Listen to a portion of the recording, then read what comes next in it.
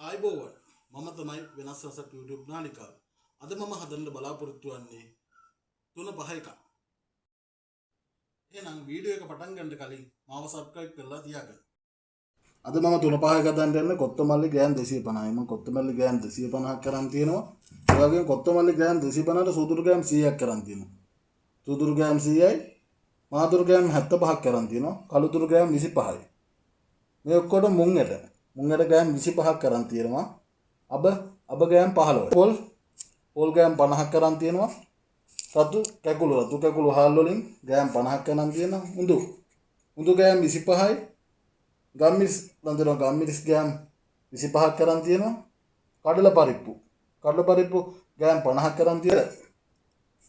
වේලලා ගත්ත සේරකොළ බණ්ඩයක් කරන් තියෙනවා. උළුහල් ග්‍රෑම් 25ක් කරන් තියෙනවා. සෝයා ඇට බඩ අවශ්‍ය නම් සෝයා ඇට ගන්න පුළුවන්. සෝයා ඇට මම ග්‍රෑම් 25ක් කරන් තියෙනවා. මුරුංගා කොළ කියන්නේ දෙඩ කොට හොඳයි. මම අරන් තියෙන මුරුංගා කොළ බණ්ඩයක් කරන් තියෙනවා. ඒ වගේම රම්පෙත් මම හොඳට හොදලා වේලලා රම්පේ අරන් තියෙනවා. කරපිංචා අරන් තියෙනවා. කරපිංචා බණ්ඩයක් කරන් තියෙනවා. කරපිංචා වැඩි වුණත් කමන්නේ. කරපිංචා වැඩි වෙන තරම සුවඳක් තියෙනවා. ඒ වගේම සුදු ලුණු පොතු ඔයගොල්ලන් විසික්ක කරනවා. සුදු ලුණු පොතු වල තමයි හොඳම සුවඳ තියෙන්නේ. සුදු ලුණු පොතු අරන් තියෙනවා. ඒ වගේම කරල් මිරිස් අරන් තියෙනවා. කරල් 4-5ක් පමණ තිබ්බට කමන්නේ. ඒ ඇති. ඒ වගේම සාදික් අයට වසාවාසි එනසල් කරාමුණටි තවම අරන් තියෙනවා මුරුංගා පොතු ග්‍රෑම් 5ක් විතර. කුරුඳු ග්‍රෑම් 5ක් විතර ගන්න ඕනේ.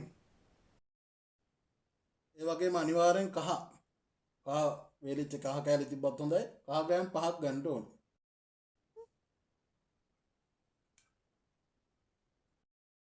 අපි රත් කරගත්තේ තාච්චියට සරම කොත්තමල්ලි, සූදුරු, කළුදුරු, මහදුරු එකතු කරගත්තා. ඊට පස්සේ අපි එකතු කරගන්න මුං ඇට පස්සේ උඳු. ඊට පස්සේ අපි එකතු කරගන්නවා අබ ටික. මතක තියාගන්න අපි රතු කකුළු හාල් එකතු කරගන්නවා. ගම්මිරිස් ටික එකතු කරගන්නවා. අපිට හොඳින් කලවම් කරගන්න ඕනේ.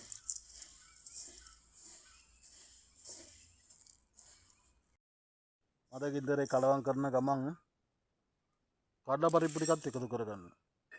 ඒ වගේම උළුහාල් ටික, රම්පේ, කරපිංචා,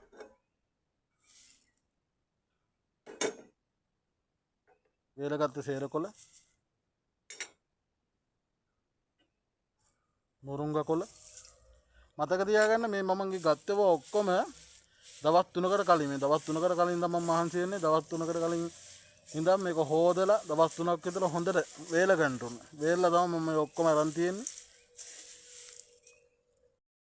දැන් අපි මේකට එකතු කරගන්නවා සාදික්කයටේ කරාමණි ටික, එනසල් ටිකයි, වසාවාසි, මුරුංගා පොතු ටික, කුරුදු ටික ඔක්කොම එකතු කරගන්නවා. ඒ වගේම සෝයා ටිකත් මේකට එකතු කරගන්නවා. සුදු ලුණු පොතු, කරල් මිරිස් ටික ඔක්කොම එකතු කරගන්නවා. මිනිත්තු 15ක් විතර අපි මේක හොඳට කලවම් කරන ගමන් රත් වෙන්න අරින්න ඕනේ. මම මේක රත් වෙන ගමන් මම කියලා දෙන්නම් 3-5 කියන්නේ මොකද්ද කියලා. ඇත්තටම ඔබ ගෙදර ගෘහණියෝ පටල ගන්නවා 3-5 කියන්නේ මොකද්ද කියලා. 3 කියන්නේ කෑමක තියෙන දුනු රසයි, ඇඹුල් රසයි, මිරිස් රසයි. 5 කියන්නේ මෙන්න මේ අපි එකතු කරගත්ත ඒවා. මේක බැදනවන මාරම සුවඳක් එන්නේ. බලන්න මේක හොඳට රත් වෙලා සර ගාන සද්ද එනකන් අපි මේක හොඳට ලිපේ මතකින්නේ තියලා රත් කරන්න. මේකේ රත් වෙනකොට කරපිංච කොලේ කොළ පාට දුඹුරු පාට වෙන්න කලින් අපි බා ගන්න ඕනේ. ඕන් අතේ ඉඳන් මතක තියා ගන්න ඕනේ 3-5 කියන්නේ 2ක්. 3 කියන්නේ කැමරේ එකතු කරගෙන තියෙන ලුණු රසයි, මිරිස් රසයි, ඇඹුල් රසයි. 5 කියන්නේ පහේ ಜಾති. සුවඳ 5 අපි එකතු කරගත්තේ දැන් මේ ඔක්කොම පහේ ಜಾති. හැමදාම කන විදියට වෙනස් කරලා වෙනස් රසක් හොයන අයට තමයි මම මගේ YouTube නාලිකාව තුළින් වෙනස් කෑම හඳුන්වා දෙනවා. රස වෙනස් කරන්නේ, රස වැඩි කරගන්නේ, රස හදාගන්නේ කොහොමද කියලා මම කියලා දෙනවා. ඒකෙන්ද මගේ YouTube නාලිකාව තුලින් මාව සමග එක්කලා ඉන්න ඕනේ. ඒ නිසා මම අනිවාර්යෙන්ම subscribe කරලා තියාගන්න. ඕම් බලන්න. සද්දේ මාරම සුවඳක් යන්නේ. මාරම සුවඳක් තියෙන්නේ. බලන්න මෙන්න මේ වගේ සුරු සුරු ගාන සද්ද යනකොට ඉතින් බාල ටිකක් නිමෙන්ද තියන්න ඕන. ඕන් දැන් අපි පොල් ටික වෙනම බෙද ගන්න ඕන. පොල් ටික අරකට දාලා කලවම් කරන්නේ නැහැ. අපි දැන් පොල් ටික වෙනම බෙද මේ විදිහට දැන් පොල් ටික රන්වන් පාට වෙනකන් අපි බෙද ගන්න ඕන. මේ විදිහට දැන් පොල් ටික රන්වන් පාට වෙනකන් අපි බෙද ගන්න ඕන.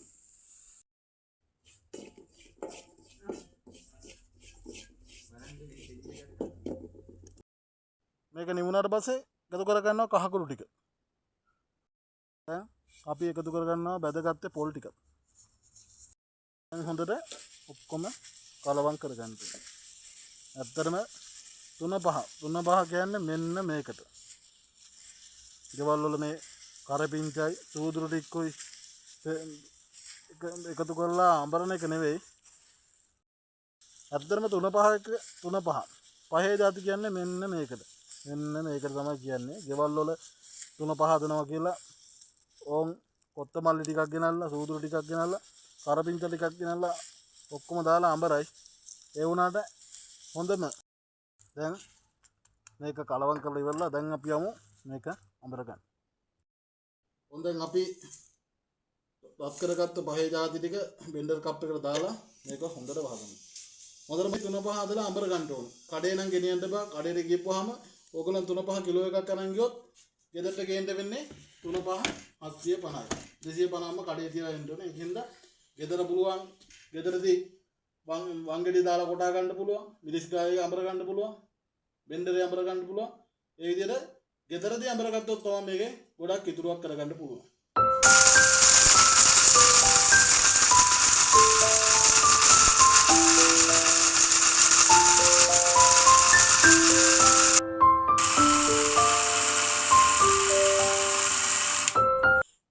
අපේ 3-5 එක රැහැති. ඔන්න බලන්න. අත්තරම මාරම සුවඳක් තියෙන මේකේ. ඔයගොල්ලන් ගෙදර හදලා බලන්න. කඩේ 3-5 වගේද මෙන්න මේම 3-5. අත්තරම 3-5 නේ මෙන්න මේ පහේ જાති. 3 කියන්නේ දුන්නසයි මිරිස්ලසයි අමුල්ලසයි. මෙන්න මේ පහේ જાති ටික මෙන්න මේ විදිහට කොල්ලව බලන්න. අත්තරම මාරම සුවඳයි. ඕන් එනම් නාය පාරක් අඹර ගත්තා. අපේ 3-5 එක බලන්න. මොන ලස්සන සුවඳ. ඇත්තටම මේකෙන් මස් වලට දානවා නම් චිකන් හදනවා නම් කළු කුඩු කර ගන්න පුළුවන්. තාච්චි බඩක් දාලා කළු පාට කරලා ගන්න පුළුවන්. මස් වලට මේකෙන් හන්දි 3ක් විතර හොඳටම ඇති. හොද්දකට නම් තේ හන්දි භාගයක් විතර දැම්ම නම් හොඳටම ඇති. බලන්නකො දැන් අපි ගත්තේ කොත්තමල්ලි 250ක් විතර. ඒ වුණාට දැන් මෙතන 500ක් 750ක් විතර තියෙනවා. බලන්න කොච්චර ඉතුරුවක්ද කියලා. හැබැයි මතක තියාගන්න මම කියපු දේවල් අනිවාර්යෙන් මේව හදනවා නම් ගෙදරම අඹර ගන්න ඕනේ. කඩේ රංගින් අඹරන්න එපා. ඔයගොල්ලන් මේකෙන් භාගයට භාගයක් කඩේ තියලා ඉතුරු ටික තමයි අරන් එන්න වෙන්නේ. ඒක ගෙදරම බෙන්ඩරේ හරි ගලේ හරි වංගෙඩිය හරි දාලා කොටලා ගන්න එක තමයි හොඳම දේ. එහෙනම් අදට මගේ වීඩියෝ එක අවසන් කරනවා. මතක ඇතුව මම subscribe කරලා තියාගන්න. අපි එහෙනම් ඊළඟ වීඩියෝ එකකින් හමු වෙමු. දරුවන් සරණයි.